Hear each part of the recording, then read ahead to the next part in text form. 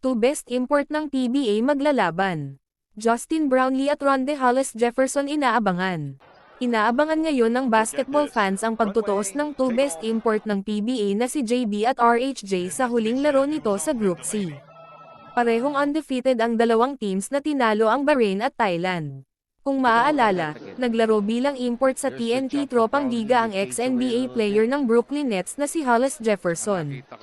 Samantala si Brownlee naman ang residing import ng Ginebra Gin Kings. Nagtapat sa PBA Governors Cup Finals ang dalawa. Nakuha ni RHJ ang kauna-unahang championship nito at Best Import Award sa Best of 7 series. Masusubukan ang galing ng Pilipinas at Jordan kung sino ang makakuha ng top 1 sa Group C. Pinwersa pa rin doon, sabay abot kay JB.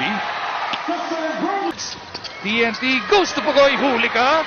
Ronde will clean it up.